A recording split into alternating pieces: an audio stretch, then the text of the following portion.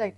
Sir, తమిళనాడులో BJP అధ్యక్షుడిగా ఉన్న అన్నామలై తనకంటూ ఒక బలమైన ముద్ర వేసుకున్నారు. ఇప్పుడు సొంతంగా పార్టీ పెట్టడం వెనుక రాజకీయ వ్యూహాలు ఏ విధంగా ఉన్నాయి సార్? అంటే అలాగే ఇది విజయ్‌కి కూడా ఏమైనా బిగ్ ఛాలెంజ్‌గా అనుకోవచ్చా?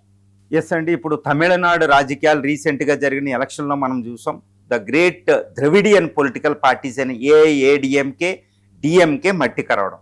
దీంతో పాటు బీజేపీ ఏంటంటే చాలా హోప్స్ పెట్టుకుని తమిళనాడు ఎలక్షన్లో ఏఐడిఎంకేతో పాటు కలిపి అది అధికారం చేజిక్కించుకోవడానికి వెళ్ళిందనమాట. కాకపోతే బీజేపీకి ఓట్ షేర్ కాదు, ఒకే ఒక ఎమ్మెల్యే సీటుకి గెలవడం జరిగింది. ఓట్ షేర్ కూడా చాలా అసలు ఎక్స్పెక్ట్ చేసిన దానికంటే చాలా అత్యల్పంగా వచ్చేసింది అనమాట. 1%, 2% కూడా ఓట్ షేర్ రాలేదు. ఎందుకంటే బీజేపీ చాలా మట్టి కరిచిందని చెప్పవచ్చు అనమాట. దానికి ప్రధానమైన కారణమే అక్కడ అన్నామలై ఒక అగ్రెసివ్గా, ఒక యంగెస్ట్, ఒక సివిల్ సర్వెంట్గా పనిచేసి ఐపీఎస్గా కర్ణాటకలో పనిచేసి తమిళనాడు వచ్చి ఆయన బీజేపీ అధ్యక్షుడిగా ఉన్నప్పుడు అసలు బీజేపీ అధికారంలోకి వచ్చేస్తుందా అన్నట్టు ఉండేదన్నమాట. కాబట్టి అన్నామలైని తొలగించి వేరే అధ్యక్షుని అక్కడ పెట్టేటప్పుడు బీజేపీకి ఉన్న అవకాశాలు కూడా పోయినాయి అనమాట.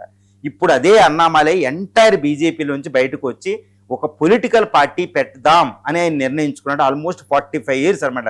చాలా యంగ్, తర్వాత సివిల్ సర్వెంట్ ఉండడం వల్ల, తర్వాత లోకల్ తమిళనాడు మీద గ్రిప్ ఉండడం వల్ల, తర్వాత హిందుత్వ లాంటి పాలిటిక్స్ చేయడం, చాలా అగ్రెసివ్గా ఉండడం, ఒక యూత్ ఐకాన్గా తమిళనాడు పాలిటిక్స్లో ఉన్నాడనమాట. అలాంటి వ్యక్తి బీజేపీ తప్పు చేసింది. ఇప్పుడు ఎంటైర్ బీజేపీలో నాకు ఎటువంటి లైఫ్ లేదు, బీజేపీ నన్ను అవమానించింది, కనీసం ఎమ్మెల్యేగా కూడా పోటీ చేయలేకపోయినా ఆయన అసంతృప్తితో బయటకు వస్తున్నాడు తెలిసింది ఒక కొత్త పొలిటికల్ పార్టీతో. ఇప్పటికే ఏఐడిఎంకే, డిఎంకే ఈ యొక్క ద్రవిడియన్ పార్టీలన్నీ మట్టి కరవడం, ఇంకా వాటి అంతం అయిపోయినట్టు. ఆల్మోస్ట్ కొత్త తరం, ఎందుకంటే విజయ్ పొలిటికల్ టీవీకే పార్టీతో ఒక కొత్త తరం, ఒక కొత్త న్యూ పొలిటికల్ ఎరా అనేది తమిళనాడులో మొదలైందని మనం చెప్పొచ్చు. ఇప్పుడు అన్నామలై వస్తే ఇప్పుడు విజయ్కి పోటీదారుడుగా చూస్తారన్నమాట. అది స్టాలిన్, జయలలిత పొలిటికల్ పార్టీతో ఈక్వల్గా చూడరు. ఇప్పుడు విజయ్కి కాంపిటీషన్ ఇచ్చే అంత personal stature, political iconic power అనేది ఇక్కడ అన్నామలైకి ఉందన్నమాట. ఆయన ఒక కొత్త పొలిటికల్ పార్టీ పెట్టడం వెనకాల కారణం ఏంటంటే బీజేపీని ఓటర్లు తిరస్కరించారు తమిళనాడులో.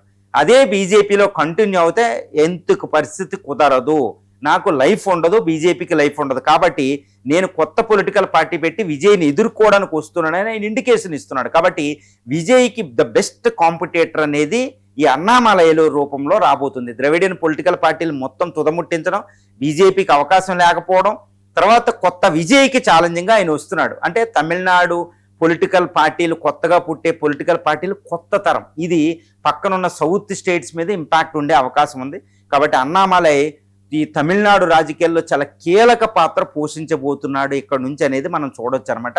బీజేపీలో ఆయన ఏంటంటే ఒక పొలిటీషియన్గా ముద్ర వేసుకున్నాడు, ఒక అద్భుతమైన వక్తగా బయటకు వచ్చాడు.